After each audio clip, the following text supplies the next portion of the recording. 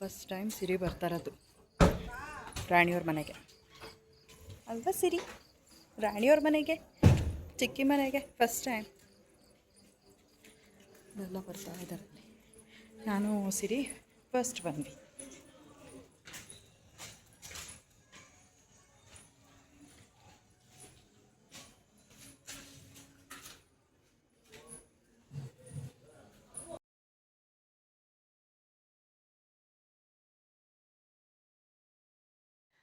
So ನೆನ್ನೆ ರಾಣಿ ಮನೆಗೆ ಹೋಗಿದ್ವಿ. ಬಂದಮೇಲೆ ವ್ಲಾಗ್ ಕಂಟಿನ್ಯೂ ಮಾಡೋದಕ್ಕಾಗಲಿಲ್ಲ. ಮತ್ತು ಮೊಬೈಲಲ್ಲಿ ಬೇರೆ ಚಾರ್ಜ್ ಇರಲಿಲ್ಲ, ಜಸ್ಟ್ 1% ಇತ್ತು.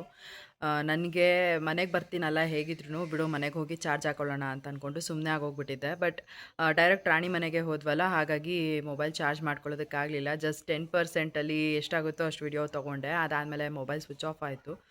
ಇನ್ನು ಅಲ್ಲಿ ಹೋದ್ಮೇಲೆ ಆಂಟಿ ಆರತಿ ಮಾಡಿಬಿಟ್ಟು ಸಿರಿನ ಮನೆಗೆ ಕರ್ಕೊಂಡ್ರು. ಖುಷಿ ಆಯಿತು.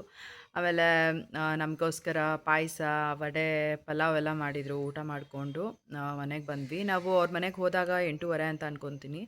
ವಾಪಸ್ ಅಲ್ಲಿಂದ ಮನೆಗೆ ಬರೋ ಅಷ್ಟೊತ್ತಿಗೆ 10 ಗಂಟೆ ಆಗಿತ್ತು. ಊಟ ಮಾಡಿಕೊಂಡು ಒಂದು ಸ್ವಲ್ಪ ಹೊತ್ತೇ ಇದ್ದಿದ್ದು, ಜಾಸ್ತಿ ಏನಿಲ್ಲ. ನಾನು ಹಂಗೂ ಬೇಡ ಹೋಗು, ನೆಕ್ಸ್ಟ್ ಟೈಮ್ ಯಾವಾಗಾದರೂ ಬರ್ತೀನಿ ಅಂತ ಹೇಳಿದೆ. ಬಟ್ ಅವಳು ಇಲ್ಲ ಬಾ ಪರವಾಗಿಲ್ಲ, ಹೇಗಿದ್ರು ಪಾಪ ನನ್ನನ್ನು ಬಿಡೋದಕ್ಕೆ ಬರ್ತಿದ್ದಾರಲ್ವ, ನೀನು ಬಾ ಹಾಗೆ ಅಂತ ಅಂದ್ಲು. ಸರಿ ಅಂತ ಹೋಗಿದ್ದಾಯಿತು. ಇನ್ನು ನೆಕ್ಸ್ಟು ನೋಡೋಣ ಯಾವಾಗ ಹೋಗೋದು ಅಂತ. ಅವಳು ಹೋಗೋದಕ್ಕಾಗಲ್ವಲ್ಲ, ಬೇಜಾರು ಮಾಡ್ಕೋತಾಳೆ, ಯಾರೂ ಬರಲ್ಲ ಅಂತ. ನೆಕ್ಸ್ಟ್ ಯಾವಾಗಾದರೂ ಆದಾಗ ಬೆಳಗ್ಗೆನೇ ಹೋಗಿ ಸಂಜೆವರೆಗೂ ಇದ್ದು ಬರೋಣ ಅಂತ ಅಂದ್ಕೊಂಡಿದ್ದೀವಿ. ಯಾಕಂದರೆ ಅವಳು ಕೂಡ ಕೆಲ್ಸಕ್ಕೆ ಹೋಗ್ತಾಳೆ, ಅವಳಿಗೂ ಯಾವಾಗ ಫ್ರೀ ಇರುತ್ತೆ, ರಜಾ ಇರುತ್ತೆ, ಆವಾಗ ಹೋದರೆ ಆಯಿತು ಅಂತ. ರಾಣಿನೇ ಇಲ್ಲ ಅಂದರೆ ಹೆಂಗೆ ಹೋಗೋದು? ಅಂದರೆ ಹೋಗೋದಕ್ಕೇನು ಪ್ರಾಬ್ಲಮ್ ಅಂತ ಅಲ್ಲ, ಬಟ್ ರಾಣಿ ಇದ್ದರೆ ಚೆನ್ನಾಗಿರುತ್ತೆ ಹೋಗ್ಬಿಟ್ಟು ಬರೋದಕ್ಕೆ ಅಂತ. ಇನ್ನು ಸಿರಿ ಜೋಕಾಲಿಲಿ ಮಲ್ಕೊಂಡಿದ್ದಾಳೆ. ಇವತ್ತು ಅಪ್ಪುಗೆ ಸ್ಕೂಲ್ ರಜಾ ಇದೆ. ಬಟ್ ನಾನು ಅಂದ್ಕೊಂಡೆ ಇವತ್ತು ಚೆನ್ನಾಗಿ ನಿದ್ದೆ ಮಾಡೋಣ ಅಂತ. ನೋಡಿದ್ರೆ 5:30ಗೆ ಎಚ್ಚರಿಕೆ ಆಯಿತು. ಅದೊಂಥರ ಅಭ್ಯಾಸ ಆಗೋಗ್ಬಿಟ್ಟಿದೆ.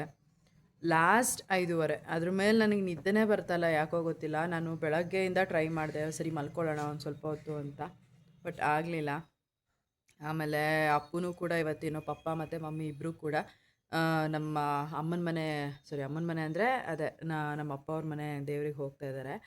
ಸೊ ಹಾಗಾಗಿ ನನ್ನನ್ನು ಕರೆದ್ರು, ಬಾ ಹೋಗ್ಬಿಟ್ಟು ಬರೋಣ ಅಂತ. ನಾನಿಲ್ಲ, ಹೋಗ್ಬಿಟ್ಟು ಬನ್ನಿ ಪರವಾಗಿಲ್ಲ, ನಾನು ಆರಾಮಾಗಿರ್ತೀನಿ, ಇವತ್ತೊಂದು ದಿನ ಮನೆಯಲ್ಲಿ ರೆಸ್ಟ್ ಮಾಡ್ತೀನಿ ಅಂತ. ಯಾಕಂದರೆ ಒಂಥರ ಕೆಲಸ ಅಂತೂ ಇದ್ದೇ ಇರುತ್ತೆ, ಇಲ್ಲ ಅಂತ ಹೇಳೋದಕ್ಕಾಗಲ್ಲ. ಅಪ್ಪಗೆ ರಜಾ ಇರಲಿ ಇಲ್ದಲೇ ಇರಲಿ, ಕೆಲಸ ಅಂತೂ ಇದ್ದೇ ಇರುತ್ತೆ ಮನೇದು, ನಾವು ಮಾಡಲೇಬೇಕು. ಅದರಲ್ಲೂ ಇವತ್ತು ಶುಕ್ರವಾರ ಆಗಿರೋದ್ರಿಂದ ವಾರ ಪೂಜೆ ಮಾಡಲೇಬೇಕು. ಸೊ ಹಾಗಾಗಿ ಒಂಥರ ಆರಾಮಾಗಿ ಕೆಲಸ ಮಾಡಿಕೊಂಡು ಸಂಜೆ ದೀಪ ಹಚ್ಚಿದ್ರೂ ಪರವಾಗಿಲ್ಲ, ಕೆಲಸ ಮಾಡ್ಕೊಳ್ಳೋಣ ಆರಾಮಾಗಿ ಅಂತ ಅಂದ್ಕೊಂಡಿದ್ದೀನಿ. ಇನ್ನು ದೋಸೆ ಇದೆ, ದೋಸೆ ಹಿಟ್ಟು, ಅದಕ್ಕೇನಾದರೂ ಚಟ್ನಿ ಮಾಡ್ಕೊತೀನಿ. ಸಿಂಪಲಾಗಿ ತಿಂಡಿ ಕೂಡ ಮಾಡಿ ಮುಗಿಸ್ಕೊಳ್ತೀನಿ. ನೋಡೋಣ ಹೇಗಾಗತ್ತೆ ಅಂತ. ನನಗೆ ನಿಜ ತುಂಬ ದಿನದಿಂದ ಇದೊಂದಿತ್ತು, ಲೈಕ್ ಆರಾಮಾಗಿರಬೇಕು ಅಂತ. ನಿಜವಾಗ್ಲೂ ಆ ರೇಂಜಿಗೆ ಏನಂತಾರೆ, ಆರಾಮಾಗಿರೋ ಥರ ಆಗ್ತಾನೇ ಇಲ್ಲ, ಏನೋ ಗೊತ್ತಿಲ್ಲ. ಏನಾದ್ರು ಒಂದೊಂದು ಕೆಲಸ ಇರುತ್ತೆ, ಒಂಥರ ಆರಾಮಾಗಿ ಕುತ್ಕೊಂಡಿರೋಣ ಒಂದು ಸ್ವಲ್ಪ ಹೊತ್ತು ಅನ್ನೋದಕ್ಕಾಗೋದೇ ಇಲ್ಲ. ಸಿರಿ ಮಲ್ಕೊಂಡಿದ್ದಾಗ ಪಟ ಪಟ ಬೇಗ ಬೇಗ ಕೆಲಸ ಮುಗಿಸ್ಬಿಡೋಣ ಅಂತ ಅಂದ್ಬಿಟ್ಟು ಎಲ್ಲ ಮಾಡ್ಕೋತಾ ಇದ್ದೆ. ಇವತ್ತು ಏನೇ ಆಗಲಿ ಆರಾಮಾಗಿರಬೇಕು, ಆರಾಮಾಗಿ ಕೆಲಸ ಮಾಡ್ಕೋಬೇಕು ಅಂತ ನನಗೆ ನಾನೇ ಡಿಸೈಡ್ ಮಾಡ್ಕೊಂಬಿಟ್ಟಿದ್ದೀನಿ. ಜೊತೆಗೆ ಏನು ಹೇಳ್ತಾರೆ, ಇವಾಗ ಒಂದಷ್ಟು ಏನು ಮನೆಯಲ್ಲಿ ಕ್ಲೀನಿಂಗ್ದೆಲ್ಲ ಇತ್ತಲ್ಲ, ಇವತ್ತು ಅವೆಲ್ಲ ಏನೂ ಬೇಡ, ಏನೂ ಕ್ಲೀನಿಂಗ್ ಕೆಲಸ ಇಟ್ಕೊಳ್ಳೋದು ಬೇಡ. ಜಸ್ಟು ಹೊರಗಡೆ ಏನು ರಂಗೋಲಿ ಎಲ್ಲ ಏನು ನೆನ್ನೆ ಬಿಟ್ಟಿದೆ ಅದನ್ನು ಕಸ ಗುಡಿಸಿ ಒರೆಸ್ಕೊಂಡು ಬೇರೆ ರಂಗೋಲಿ ಬಿಟ್ಟು, ಅದಾದಮೇಲೆ ಮೇಲ್ಗಡೆಯಿಂದ ಮನೆ ಒರೆಸ್ಕೊಂಡು ಬರ್ತೀನಿ. ಕಸ ಏನೂ ಇಲ್ಲ, ಯಾಕಂದರೆ ನೆನ್ನೆ ನಾವು ಮನೆಯಲ್ಲೇ ಇರಲಿಲ್ಲ. ಸಿಂಪಲಾಗಿ ಹಾಗೆ ಮೇಲ್ಮೇಲೆ ಕಸ ಗುಡಿಸ್ಕೊಂಡು ಒರೆಸ್ಕೊಬಿಟ್ರೆ ಆಯಿತು. ಡೀಪಾಗೆಲ್ಲ ಕ್ಲೀನ್ ಮಾಡಬೇಕು ಅಂತ ಏನೂ ಇಲ್ಲ. ಹಾಗಾಗಿ 1 ಅವರ್ ಅಷ್ಟೊತ್ತಿಗೆಲ್ಲ ಎಲ್ಲ ಮಾಡ್ಕೊಂಬಿಡ್ತೀನಿ ಮನೆ ಕೆಲಸನ. ಇನ್ನು ಅದಾದಮೇಲೆ ದೀಪ ಅವರು ಕೂಡ ಬರ್ತೀನಿ ಅಂತ ಹೇಳಿದ್ದಾರೆ, ಒಂದು 11 ಗಂಟೆ ಹಾಗೆ. ಅವ್ರು ಬಂದ ಮೇಲೆ ಹೇಗಾಗುತ್ತೋ ನೋಡಬೇಕು. ಇನ್ನು ಫಸ್ಟು ಇಲ್ಲೆಲ್ಲ ಏನು ಹಾಸಿದ್ದೀವಿ ಎಲ್ಲನೂ ಕೂಡ ತೆಗ್ದಿಡ್ತೀನಿ. ಇದೇನು ಹಾಸಿದ್ದೀನಿ ನೈಟ್, ಯೂಶ್ವಲಾಗಿ ನಾವು ಇಲ್ಲೇ ಮಲ್ಕೋತಾ ಇದ್ದೀವಿ. ಯಾಕಂದರೆ ಇವಾಗ ಪಾಪು ನಿದ್ದೆಗಣ್ಣಲ್ಲಿ ರೋಲ್ ಆಗ್ತಾ ಇರ್ತಾಳೆ. ಅವಾಗ ಒಂದು ಸತಿ ಹೀಗೆ ಆಗಿ ಕಾಲು ಕೆಳಗೆ ಬಂದುಬಿಟ್ಟಿದ್ಲು ಅವಳು. ನಂಗೆ ಆವಾಗಿಂದ ಭಯ, ಯಾಕೆ ಒಂದು ಸ್ಟೆಪ್ ಆ ಕಡೆ ತಿರ್ಕೊಂಬಿಟ್ಟಿದ್ದಿದ್ರೆ ಅವಳು ಬಿದ್ದೇ ಹೋಗ್ಬಿಡ್ತಾಯಿದ್ಲು. ಅದಕ್ಕಾಗಿ ಬೇಡ, ಅವಳನ್ನ ಬೆಡ್ ಮೇಲೆ ಮಲಗಿಸ್ಕೊಳ್ಳೋದು ಪರವಾಗಿಲ್ಲ ಅಂತ ಅಂದ್ಬಿಟ್ಟು ನಾವು 4 ಜನನೂ ಇಲ್ಲೇ ಮಲ್ಕೋತೀವಿ. ಅಪ್ಪು ಇಲ್ಲ, ಅಲ್ಲಿ ಅಮ್ಮನ ಮನೆಗೆ ಹೋಗಿದ್ದಾನಲ್ಲ. ಸೊ ಹಾಗಾಗಿ ಅವಳನ್ನು ಇರಲಿ ಇಲ್ದಲೇ ಇರಲಿ, ಇವಾಗ ಇಲ್ಲೇ ಬಂದು ಮಲ್ಕೋತೀವಿ. ಒಂದು ಸ್ವಲ್ಪ ದೊಡ್ಡವಳಾಗಲಿ, ಅವಾಗ ಅವಳಿಗೂ ಗೊತ್ತಾಗುತ್ತೆ ಅಂತ. ಜೋಕಾಲಿನಲ್ಲಿ ಮಲಗಿಸ್ಬೋದು, ಬಟ್ ಅವಳು ಅದೇನೋ ಅಂತ ಕಂಫರ್ಟಬಲ್ ಆಗಿ ಮಲ್ಕೊಳ್ಳಲ್ಲ ನೈಟ್ ಟೈಮು. ನನ್ನ ಪಕ್ಕನೇ ಮಲ್ಕೋಬೇಕು ಅಂತ ಆಸೆ ಪಡ್ತಾಳೆ. ಹಾಗಾಗಿ ಇಲ್ಲೇ ಬರ್ತಿದ್ದೀವಿ ಅಷ್ಟೇ. ಇವಾಗೆಲ್ಲ ಕ್ಲೀನ್ ಮಾಡಿಬಿಟ್ಟು ಎತ್ತಿಟ್ಬಿಡ್ತೀನಿ. ಸೊ ನನ್ನ ತಮ್ಮನೂ ಬೆಳಗ್ಗೆ ಬಂದಿದ್ದ. ಹಾಲು ತಂದುಕೊಟ್ಬಿಡು, ಹಂಗೆ ಒಂದು ಸ್ವಲ್ಪ ಹೋಗಿ ಝೆಪ್ಟೋನಲ್ಲಿ ಆರ್ಡರ್ ಮಾಡಿ ತರಿಸ್ಕೊಂಡ್ರೆ ಹೀಗೆ ಹೊಡೆದೋಗ್ತಾ ಇರುತ್ತೆ, ಬೇಡ ತರಿಸ್ಕೊಡು, ಇಲ್ಲೇ ತಗೊಂಬಾ ಹೋಗಿ ಅಂತ ಅಂದೆ. ಗೂಗಲ್ ಪೇ ಮಾಡಿದೆ, ಹೋಗಿ ತೊಗೊಂಬಂದು ಕೊಟ್ಬಿಟ್ಟು ಅವ್ನ ಮನೆಗೆ ಹೋದ. ಅಪ್ಪದು ಬಟ್ಟೆ ಎಲ್ಲ ಈಸ್ಕೊಂಡು, ಇವತ್ತು ಅವರು ದೇವಸ್ಥಾನಕ್ಕೆ ಹೋಗ್ತಿದ್ದಾರೆ ಅಂತ ಹೇಳಿದ್ನಲ್ಲ, ಅಲ್ಲಿ ಜಾಸ್ತಿ ಏನು ಬಟ್ಟೆ ಇರಲಿಲ್ಲ, ಜಸ್ಟ್ ಮನೆಗೆ ಹಾಕೊಳ್ಳೋ ಬಟ್ಟೆಗಳಿತ್ತು. ಸೊ ಹಾಗಾಗಿ ಕೊಟ್ಟು ಕಳಿಸ್ದೆ. ಹಾಗೆ ಹಾಲು ಕೂಡ ತಂದುಕೊಟ್ಟೆ. ಇವಾಗ ಹೋಗಿ ಕಾಫಿ ಮಾಡ್ಕೊಂಡು ಕುಡಿದು ಆರಾಮಾಗಿ ದಿನ ಸ್ಟಾರ್ಟ್ ಮಾಡ್ತೀನಿ. ಕೆಲಸ ಏನೋ ಆರಾಮಾಗಿ ಮಾಡ್ಕೊಳ್ಳೋಣ ಅಂತ ಎಲ್ಲ ಮಾಡ್ಕೊಳ್ತಾ ಇದ್ದೆ. ದೀಪನೂ ಕೂಡ ಒಂದು 11 ಗಂಟೆ ಹಾಗೆ ಬರ್ತೀನಿ ಅಂತ ಹೇಳಿದ್ರಲ್ಲ, ಸರಿ ಅಷ್ಟೊತ್ತಿಗೆಲ್ಲ ಕೆಲಸ ಮಾಡಿ ಮುಗಿಸ್ಕೊಂಡ್ರೆ ಅವ್ರ ಜೊತೆ ಆರಾಮಾಗಿ ಟೈಮ್ ಸ್ಪೆಂಡ್ ಮಾಡ್ಬೋದು ಅಂತ ಅಂದ್ಕೊಂಡೆ. ಆಮೇಲೆ ಅವರು ಕೂಡ ಕಾಲ್ ಮಾಡಿದರು. ಮಾತಾಡ್ತಾನೆ ಎಲ್ಲ ಕೆಲಸನೂ ಮಾಡಿ ಮುಗಿಸ್ಕೊಂಡೆ. ಆಮೇಲೆ ನಮ್ಮ ಅಜ್ಜಿ ಕಾಲ್ ಮಾಡಿದ್ರು. ಅವ್ರು ಕಾಲ್ ಮಾಡಿ ಆಮೇಲೆ ಸಿರಿ ನೋಡಬೇಕು ಅನಿಸ್ತಾಯಿದೆ, ವಿಡಿಯೋ ಕಾಲ್ ಮಾಡು ಅಂದರು. ವಿಡಿಯೋ ಕಾಲ್ ಮಾಡಿದ್ಮೇಲೆ ಸಿರಿ ಆಟಾಡೋದನ್ನೆಲ್ಲ ನೋಡಿಬಿಟ್ಟು ಇಷ್ಟಪಟ್ಟು, ಆಮೇಲೆ ಬಾ ಪಾಪು ನೋಡಬೇಕು ಅಂತ ಅನ್ನಿಸ್ತಿದೆ, ಕರ್ಕೊಂಬಾ ಅಂತಂದು ಹೇಳಿದ್ರು.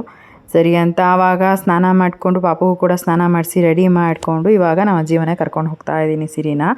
ನಾವು 12 ಗಂಟೆ 12:30ಗೆ ಕಾಲ್ ಮಾಡಿದ್ದು ನಮ್ಮ ಅಜ್ಜಿ. 3 ಗಂಟೆ ಅಷ್ಟೊತ್ತಿಗೆಲ್ಲ ನಮ್ಮ ಅಜ್ಜಿ ಮನೆಯಲ್ಲಿದ್ವಿ. ಸೊ ಸಿರಿನಂತೂ ನಾನು ಎಲ್ಲ ಕಡೆ ಇವಾಗ ಕರ್ಕೊಂಡು ಹೋಗ್ತೀನಲ್ವ, ಅವಳಿಗೊಂಥರ ಖುಷಿ, ಎಲ್ಲ ನೋಡ್ತಿರ್ತಾಳೆ, ಅಬ್ಸರ್ವ್ ಮಾಡ್ತಿರ್ತಾಳೆ. ಜೊತೆಗೆ ನಮ್ಮ ಅಜ್ಜಿ ಮನೆಗೆ ಹೋಗ್ತಾ ಇರುವಾಗಲೂ ಅಷ್ಟೇ ಒಂದು ಸ್ವಲ್ಪ ಹೊತ್ತು ಎದ್ದಿದ್ಲು, ಆಮೇಲೆ ಒಂದವೇ ಹೋಗ್ತಾ ಮಲ್ಕೊಂಡೇ ಬಿಟ್ಲು. ಆರಾಮಾಗೆ ಹೋದ್ವಿ. ಇನ್ನು ಅಪ್ಪು ಗೊತ್ತಿಲ್ಲ ನಾವು ನಮ್ಮ ಅಜ್ಜಿ ಮನೆಗೆ ಹೋಗ್ತಾ ಇರೋದು ಇವತ್ತು. ಅವರು ಊರಿಗೆ ಹೋಗಿದ್ರಲ್ಲ ದೇವಸ್ಥಾನಕ್ಕೆ, ನಾನು ಏನು ಫೋನ್ ಮಾಡಿ ಹೇಳೋಕ್ಕೆ ಹೋಗಲಿಲ್ಲ. ಇನ್ನು ಪಾಪುನ ಕರ್ಕೊಂಡು ನಮ್ಮ ಅಜ್ಜಿ ಮನೆಗೆ ಒಂದು 20 ನಿಮಿಷದಲ್ಲೆಲ್ಲ ರೀಚ್ ಆಗಿಬಿಟ್ಟೆ. ಇನ್ನು ಸಿರಿ ಹೋದಾಗ ಒಂದು ಸ್ವಲ್ಪ ಸೈಲೆಂಟಾಗಿದ್ಲು. ಆಮೇಲೆ ಫುಲ್ಲು ಖುಷಿಯಾಗಿ ಆಟ ಆಡಿದ್ಲು ಎಲ್ಲರ ಹತ್ರನೂ. ಸಿರಿಗೆ ನಮ್ಮ ಅಜ್ಜಿ ಮುಖ, ನಮ್ಮ ಚಿಕ್ಕಮ್ಮನ ಮುಖ ಎಲ್ಲ ನೆನಪಿದೆ. ಸೊ ಆರಾಮಾಗಿ ಅವ್ರ ಹತ್ರ ಎಲ್ಲ ಹೋಗ್ತಾಳೆ.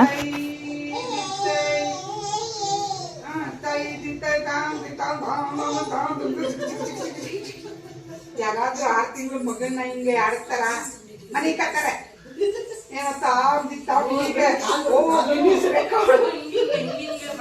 ಗಿನ್ನಿಸ್ ರೆಕಾರ್ಡ್ ಆಗ್ಬಿಡ್ತಾರೆ.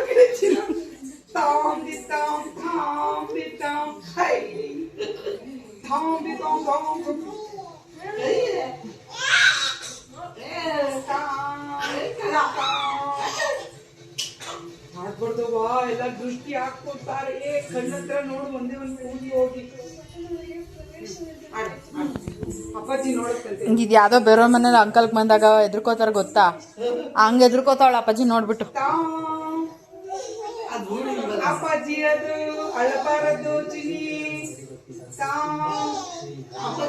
ಅಪ್ಪಾಜಿ ಅದು ನಿಂಗೆ ಮುತ್ತಾತ.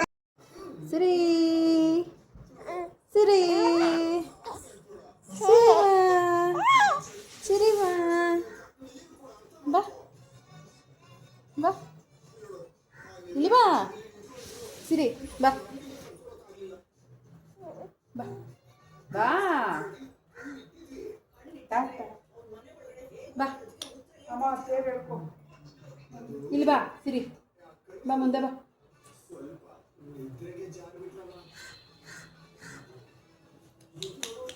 ಸಿರಿ ಏಯ್ ಸಿರಿ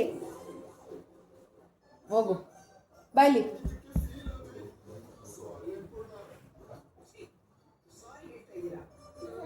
ಬಾ ಬಾ.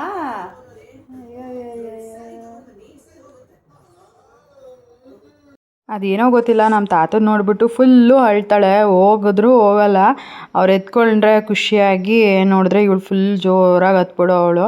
ಆಮೇಲೆ ನಮ್ಮ ತಾತ ಬೇಜಾರು ಮಾಡಿಕೊಂಡೆ, ಪಾಪನ ಕೊಡೋರು ಸುಮ್ಮನೆ ಯಾಕೆ ಅಳಿಸೋದು ಮಗುನ ಅಂತ ಅಂದ್ಬಿಟ್ಟು. ಆಮೇಲೆ ನಮ್ಮ ತಮ್ಮ ಬಂದ, ನಮ್ಮ ದೊಡ್ಡ ಮಾಮನ ಮಗ, ಅವನು ಎತ್ಕೊಂಡ್ರು ಕೂಡ ಅವನ ಹತ್ರನೂ ಹೋಗ್ತಿಲ್ಲ, ಅಳ್ತಾಳೆ. ಅಂದರೆ ಯಾವುದೇ ಗಂಡಸ್ರ ಹತ್ರನೂ ಹೋಗ್ತಾನೆ ಇಲ್ಲ. ನಾನು ಇದು ಯಾಕೆ ಇವಳು ಹಿಂಗೆ ಅಳ್ತಾವಳಲ್ಲ, ಎಲ್ಲರ ಹತ್ರ ಹೋಗ್ತಿದ್ಲು ಖುಷಿಯಾಗಿ, ಇದು ಯಾಕೆ ಹೋಗ್ತಾ ಇಲ್ವಲ್ಲ ಇವಳು ಅಂತ ಅಂದ್ಬಿಟ್ಟು ಆಮೇಲೆ ಬೇಜಾರಾಯಿತು ಒಂಥರ. ಯಾಕಂದರೆ ಅವರು ತುಂಬ ಇಷ್ಟಪಟ್ಟು ಖುಷಿಯಾಗಿ ಎತ್ಕೋತಾರೆ, ಇವಳು ನೋಡಿದ್ರೆ ಅಳ್ತಾ ಇದ್ದಾಳಲ್ಲ ಅಂತ ಅಂದ್ಬಿಟ್ಟು. ಇನ್ನು ಆಮೇಲೆ ಪಾಪುನ ಕರ್ಕೊಂಡು ಈಚೆಗಡೆ ಹೀಗೆ ಸುತ್ತ ಆಡಿಸ್ತಾ ಇದ್ದೆ. ಆಮೇಲೆ ನಮ್ಮ ಚಿಕ್ಕಮ್ಮನೂ ಕೂಡ ಗಿಡಕ್ಕೆಲ್ಲ ನೀರು ಹಾಕ್ತಾಯಿದ್ರಲ್ವಾ, ಸೊ ಅವ್ರು ನೀರು ಹಾಕಲಿ ಅಂತ ಅಂದ್ಬಿಟ್ಟು ಅದು ನೋಡ್ತಾ ಕೂತ್ಕೊಂಡಿದ್ದೆ. ಹಂಗೆ ಒಂದು ವಿಡಿಯೋ ಕ್ಲಿಪ್ಪಿಂಗ್ನ ತೊಗೊಂಡೆ. ಸುಮಾರು ಜನ ಕೇಳ್ತಿರ್ತೀರ, ನಮ್ಮ ಅಜ್ಜಿ ಇಷ್ಟೆಲ್ಲ ಗಿಡಗಳನ್ನ ಹೆಂಗೆ ಮೇಂಟೈನ್ ಮಾಡ್ತಾರೆ, ಯಾವ ರೀತಿ ಗೊಬ್ಬರ ಎಲ್ಲ ಹಾಕ್ತಾರೆ ಅಂತ ಅಂದ್ಬಿಟ್ಟು ನಾನು ನೆಕ್ಸ್ಟ್ ನಮ್ಮ ಅಜ್ಜಿ ಮನೆಗೆ ಹೋದಾಗ ನಿಮ್ಮ ಜೊತೆ ಶೇರ್ ಮಾಡ್ಕೊಳ್ತೀನಿ. ನನಗೇನು ಗೊತ್ತು ಅದನ್ನು ಹೇಳಬೇಕು ಅಂತ ಅಂದರೆ, ನಮ್ಮ ಅಜ್ಜಿ ತರಕಾರಿ ವೇಸ್ಟ್ ಎಲ್ಲ ಏನಿರುತ್ತೆ ಅದನ್ನೆಲ್ಲ ಬಿಸಾಕೋದಿಲ್ಲ. ಅದಕ್ಕೇ ಒಂದು ಸ್ವಲ್ಪ ಮಣ್ಣು ಮಿಕ್ಸ್ ಮಾಡಿಬಿಟ್ಟು ಹಾಗೆ ಗೊಬ್ಬರ ಆಗೋದಕ್ಕೆ ಅಂತ ಇಡ್ತಾರೆ. ಅದನ್ನೇ ಯೂಶ್ವಲಾಗಿ ಗಿಡಕ್ಕೆ ಅವರು ಯೂಸ್ ಮಾಡೋ ಅಂಥದ್ದು. ಸೊ ಅವಾಗೆಲ್ಲ ನಾನು ನಮ್ಮ ಅಜ್ಜಿ ಮನೆಯಲ್ಲಿ ಇದ್ನಲ್ಲ, ನಾನು ತುಂಬ ಅಬ್ಸರ್ವ್ ಮಾಡ್ತಾಯಿದ್ದೆ ಅವನ್ನೆಲ್ಲ. ಜೊತೆಗೆ ನನಗೆ ಏನಾದ್ರು ರಜೆ ಇತ್ತು ಅಂತಂದರೆ ನಮ್ಮ ಅಜ್ಜಿ ಬಾರಮ್ಮ ಒಂಚೂರು ಗಿಡ ಕ್ಲೀನ್ ಮಾಡಿಬಿಡೋಣ, ಇವತ್ತೆಲ್ಲ ಒಂಚೂರು ಗೊಬ್ಬರ ಎಲ್ಲ ಹಾಕೋಣ ಅಂತ ಅಂದ್ಬಿಟ್ಟು ಕರ್ಕೊಂಡು ಹೋಗೋರು. ಮೇಲೆ ಬೆಳಗ್ಗೆ ಇಟ್ಕೊಂಡ್ರೆ ಗಿಡಗಳ ಕೆಲಸ ಸಂಜೆನೇ ಆಗೋಗೋದು ಮಾಡಿ ಮುಗಿಸೋ ಅಷ್ಟೊತ್ತಿಗೆ. ಸೊ ಈ ರೀತಿ ಆ್ಯಂಡ್ ತುಂಬ ವರ್ಷಗಳಿಂದ ನಮ್ಮ ಅಜ್ಜಿ ಇಷ್ಟು ಗಿಡಗಳನ್ನೂ ಮೇಂಟೈನ್ ಮಾಡ್ತಿದ್ದಾರೆ. ಆ್ಯಂಡ್ ಒಂದೊಂದು ಗಿಡನೂ ಕೂಡ ಪ್ರೊಪೊಗೇಟ್ ಮಾಡೋದು ಅಷ್ಟೇ. ಅವ್ರ ಕೈಯಲ್ಲಿ ತುಂಬ ಚೆನ್ನಾಗಿ ಗಿಡಗಳು ಬರುತ್ತೆ. ಒಬ್ಬೊಬ್ರ ಕೈಯಲ್ಲಿ ಬರುತ್ತೆ, ಒಬ್ಬೊಬ್ರ ಕೈಯಲ್ಲಿ ಬರಲ್ಲ ಅಂತ ಹೇಳ್ತಾರೆ. ಬಟ್ ನಮ್ಮ ಅಜ್ಜಿ ಕೈಯಲ್ಲಂತೂ ಚೆನ್ನಾಗಿ ಗಿಡಗಳು ಬರುತ್ತೆ ಅಂತಲೇ ಹೇಳ್ಬೋದು. ನಾನು ಕೂಡ ಯಾವುದಾದ್ರೂ ಗಿಡ ಇಷ್ಟ ಆಯಿತು ಅಂತಂದರೆ ನಾನು ಸಸಿ ಎಲ್ಲ ಈಸ್ಕೊಂಡು ಹೋಗೋದು ಇಲ್ಲಿಂದನೇ. ಆ್ಯಂಡ್ ಅದು ಚೆನ್ನಾಗೇ ಬರುತ್ತೆ.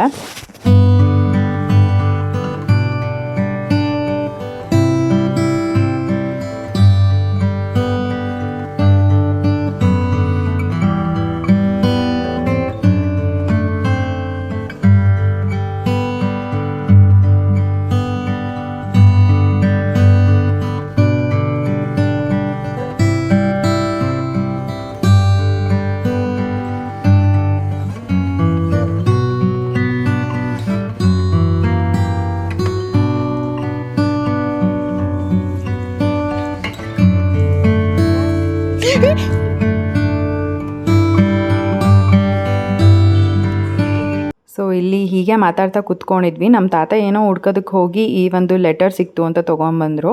ಸೊ ಇದು ಬಂದುಬಿಟ್ಟು ನಮ್ಮ ಅಮ್ಮನಿಗೆ 94 ಅಲ್ಲಿ ಲ್ಯಾಬ್ ಟೆಕ್ನಿಷಿಯನ್ ಇಂಟರ್ವ್ಯೂಗೆ ಕರೆದಿದ್ರು. ಅದ್ರದ್ದು ಅಪಾಯಿಂಟ್ಮೆಂಟ್ ಲೆಟರ್ ಅಂತ ಅಂದ್ಬಿಟ್ಟು ನಮ್ಮ ತಾತ ತೊಗೊಂಡು ಬಂದು ತೋರಿಸ್ತಾ ಇದ್ರು. ಸೊ ತುಂಬ ಖುಷಿ ಆಯಿತು.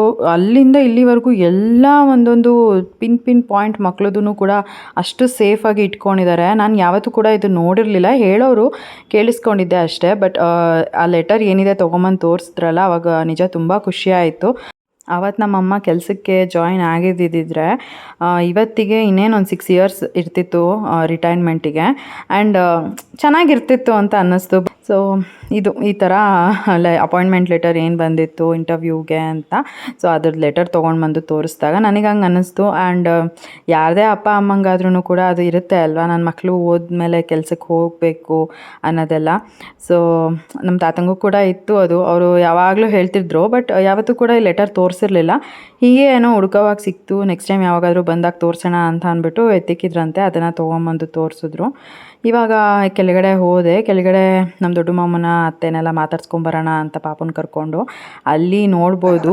ಬಬ್ಲು ಸಿರಿನ ನೋಡ್ಬಿಟ್ಟು ಎಷ್ಟು ಖುಷಿಯಿಂದ ಜಂಪ್ ಮಾಡ್ತಿದ್ದ ಗೊತ್ತಾ. ಕುಂದು ಸಾಕಾಗಿ ಕೊನೆ ಕುತ್ಕೊಂಡು ಸುಮ್ಮನೆ ನೋಡ್ತಾ ಇದ್ದಾನೆ.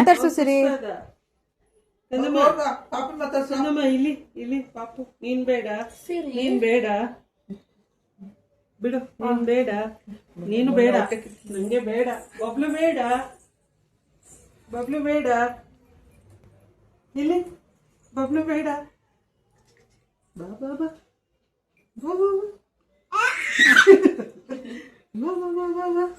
ನೋಡ್ತಾ ಇದ್ದೆ. ಅವಳಿಗೆ ಫುಲ್ ಖುಷಿ ಆಗ್ಬಿಟ್ಟೈತೆ ಹೇಳ್ಬೇಕಂದ್ರೆ.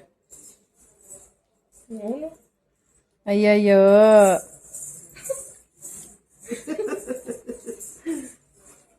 ಕೈ ತಿರ್ಕೊಂಡ್ಬಿಟ್ಟವಳೆ. ಕೈ ತೆಗಿ. ಬಾ ಕರೀಸಿರಿ, ಬಾ ಬಾ ಬಾ ಬಾ ಬಬ್ಲು. ಅವಳ ಲೋಕಕ್ಕೆ, ಅವಳು ಹೋಗಕ್ಕೆ ಹಿಡ್ಕೊಳಕ್ಕೆ ನೋಡಲ್ಲಿ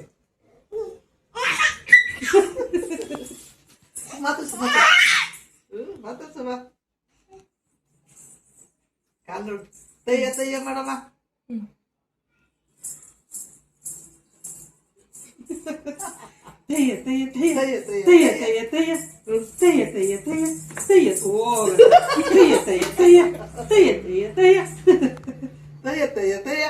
ಅಮ್ಮ ತಯ್ಯ ತಯ್ಯ ತೈ ತೈ ತೈ ತೈ ತೈ ತೈ. ಆರು ಬಂಗಾರ, ಆರು ಕುಂದಮ್ಮ, ಅಮ್ಮ ಬಂಗಾರ ಕೊಂಡ ಆರು ನನ್ನಮ್ಮ. ಯಾರು ಇದು ಆರು ಕುಂದಮ್ಮ? ಬಾ ಅದ್ ನೋಡು, ಹತ್ರ ಬರ್ತಿಲ್ಲ ನೋಡು. ಏನು ಮಾಡಲ್ಲ ಏನು ನೋಡಿ ಪಾಪ. ಅವನಿಗೂ ಗೊತ್ತಾಗ್ಬಿಟ್ಟೈತಲ್ಲ. ತಯ್ಯ ತಯ್ಯ ಮಾಡಿ ಬರ್ತಾನೆ. ಕರಿ ಬಾ ಅನ್ನು. ಬಾ ಬಬ್ಲು. ಏನು ಬೇರೆ ಇನ್ನೊಂಚೂರು ದೊಡ್ಡ ಮಕ್ಳಿಗಾದ್ರೆ ಮೇಲಿಂಗ್ ಅಂತಾನೆ ನೋಡೋ ಏನು ಅಂತಿಲ್ಲ, ಸುಮ್ಮನೆ ಹಿಂಗ್ ನೋಡ್ತಾನೆ. ಸಿರಿ ತಯ್ಯ ತಯ್ಯ ಮಾಡು ಬರ್ತದೆ.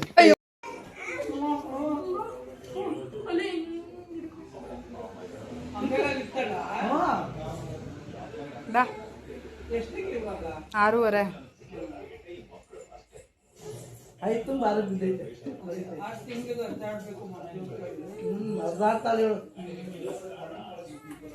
ಅದಾಡ್ದು ಸೋಫಾ ಇಟ್ಕೊಂಡು ನಿಂತ್ಕೊಳ್ಳೋದು ಎಲ್ಲ ಮಾಡ್ತಾರೆ.